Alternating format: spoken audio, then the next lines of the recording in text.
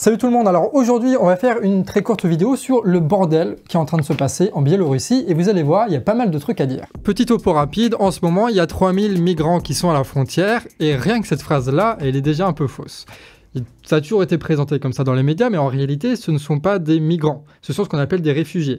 C'est des personnes à qui la Biélorussie a accordé le droit d'asile et qui ont payé, parfois très cher, des mois de salaire, des années de salaire, un billet d'avion pour la Biélorussie et qui ont ensuite essayé de rejoindre d'autres pays européens. Parce qu'on a l'habitude que quand on voit des pauvres un peu basanés là sur la frontière en train de se les cailler, en général, on a l'impression que ce sont des migrants. Là, c'est pas le cas. Ils ont des papiers, ils ont un visa, c'est accordé par la Biélorussie, c'est nickel. Et ces réfugiés de guerre, ce sont avant tout des Kurdes, c'est-à-dire des personnes qui vivent principalement au nord de l'Irak et à l'est de la Syrie, un peu dans cette zone-là, et qui se retrouvent aujourd'hui sous le feu de la Syrie, de l'Irak et de plein de pays.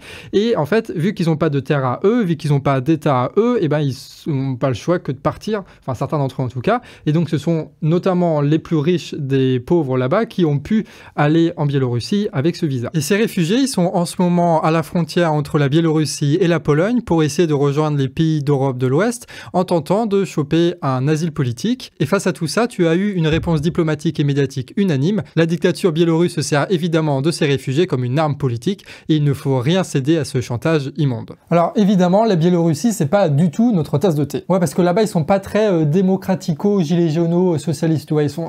c'est un autre délire. Mais vu le nombre de litres de salive qui ont été gaspillés pour faire à chaque fois la même accusation, on va prendre ici 10 minutes pour essayer de montrer que la situation est un peu plus complexe et que notamment la diplomatie de l'Union européenne, c'est un peu n'importe quoi.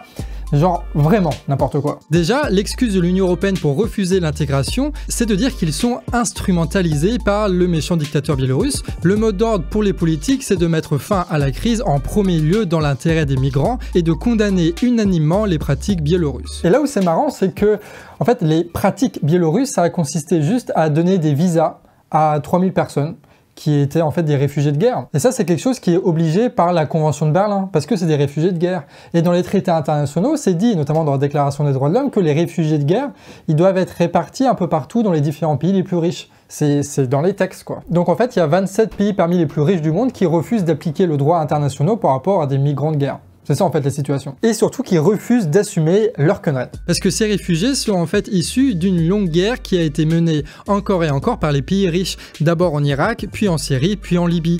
Ces mêmes pays riches qui ont abandonné le Kurdistan après leur victoire contre Daesh sur le terrain, des Kurdes qu'on retrouve aujourd'hui en Biélorussie.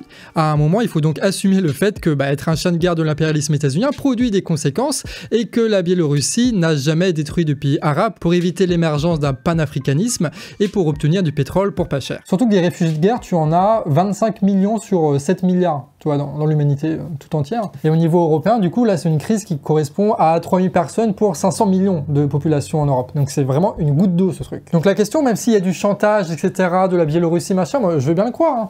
Mais du coup, comment ça se fait que ce soit la Biélorussie qui accorde des visas à ces gens-là et pas les pays les plus développés, les plus riches? Après, tu me diras, le G7, il a fait plein de communiqués pour dire à quel point c'était un scandale de faire du chantage, etc.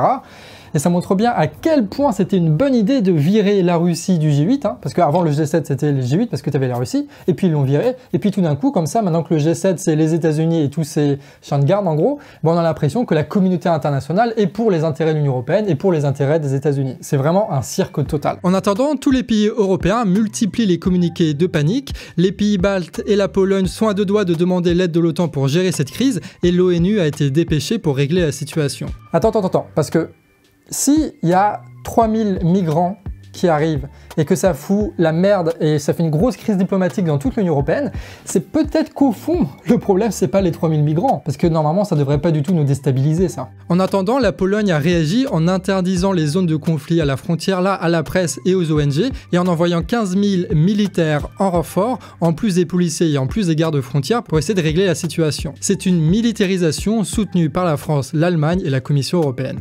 Et ce qui est rigolo, c'est que quand tu regardes un peu l'actualité tous les jours, et tu remarques un peu les trucs comme ça, c'est que la Pologne, il n'y a pas longtemps, Ils ont dit en gros, la souveraineté européenne, elle est en dessous de notre souveraineté nationale. Et comme ça, ils voulaient justifier en fait le fait de matraquer un peu plus la LGBT, parce qu'évidemment c'est un gouvernement d'extrême droite là-bas, du coup c'est ça la priorité, tu vois, c'est pas du tout l'économie, tout ça, non, c'est vraiment les droits des LGBT. Et du coup, la Pologne est passée en quelques semaines de méchants d'extrême droite à les mecs qui peuvent faire le sale boulot à la frontière. Parce qu'évidemment, la France, l'Allemagne, tout ça, c'est le pays des Lumières, des droits de l'homme, de la liberté, de la démocratie, etc.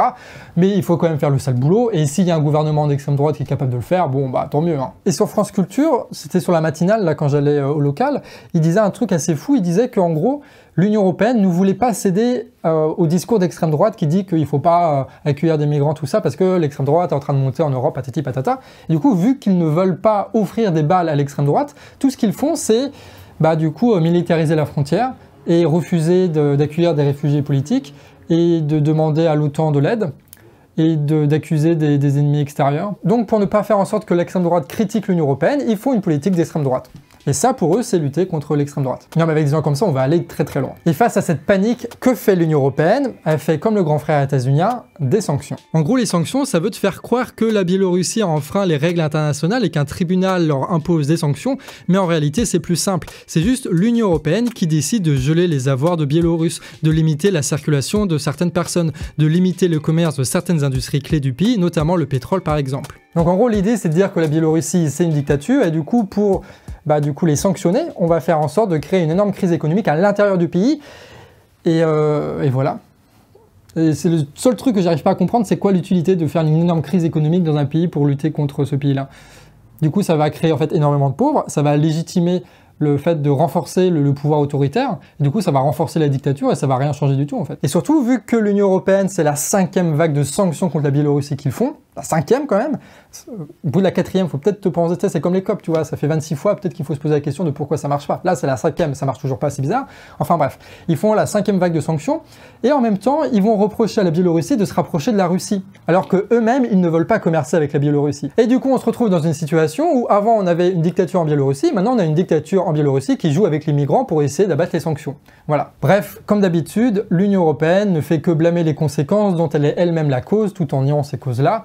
C'est-à-dire qu'en gros, elle parle, mais elle fait pas grand-chose. Mais cette histoire, et on va finir là-dessus, elle permet de poser quelque chose de très intéressant. Tu sais, dans ces trucs-là, ils parlent toujours de la frontière comme si c'était un mur dressé pour des raisons de sécurité, pour empêcher que les migrants viennent et causent de l'insécurité partout, tu vois. C'est toujours comme ça que c'est posé. Mais dans la réalité, c'est surtout pour des raisons économiques que ces frontières-là existent, c'est pour séparer un pays pauvre d'un pays riche, pour que le pays riche puisse être protégé du malheur du pays pauvre et qu'il puisse l'exploiter. Parce que c'est ça qui est marrant, c'est que cette relation-là est totalement asymétrique au niveau de la frontière, c'est que les pauvres n'ont pas le droit d'aller dans les pays riches, sauf que les pays riches, eux, ils ont le droit de faire des voyages, du tourisme dans les pays pauvres, évidemment, mais ils ont le droit aussi d'acheter des entreprises là-bas, parce que le pays pauvre a été obligé de contracter un crédit au FMI qu'il a obligé de privatiser. On retrouve cette frontière même à l'intérieur d'un pays, comme à Paris, où il y a des quartiers séparatistes bourgeois qui ont illégalement privatisé des rues et régulé l'entrée pour concentrer et protéger la richesse. Pour la bourgeoisie, l'argument sécuritaire, c'est surtout une façon de rationaliser leur peur du pauvre. C'est pour ça que lorsque la Biélorussie diffuse des images de migrants, la bourgeoisie est choquée. Et donc à travers ces médias, les pauvres à l'écran ne sont jamais réellement des pauvres. C'est une arme politique, c'est une façon de faire diversion, c'est un complot de la diabolique Russie qui essaie de provoquer une guerre contre la belle Europe. Bref, qu'importe les raisons, ce sont jamais que des pauvres. Du coup, le mantra bourge peut se résumer ainsi: cachez-moi ce pauvre que je ne saurais voir, et s'il monte, envoyez-lui des canons à eau pour qu'il décarpisse de nos vies. Bref, la leçon de tout ça, c'est que l'unanimité médiatico-bourgeoise, si on peut l'appeler ça comme ça, en général, dans 99% des cas, ça cache des trucs un peu louches, tu vois, ça cache des intérêts, une simplicité, une moraline un petit peu exagérée qu'on essaye de révéler ici au Canard. Et du coup, si t'aimes bien ce genre de vidéo, tu en as plusieurs par semaine, et du coup, tu peux t'abonner à la chaîne, évidemment. Et nous, on se retrouve à très vite pour de prochaines vidéos. Des bisous.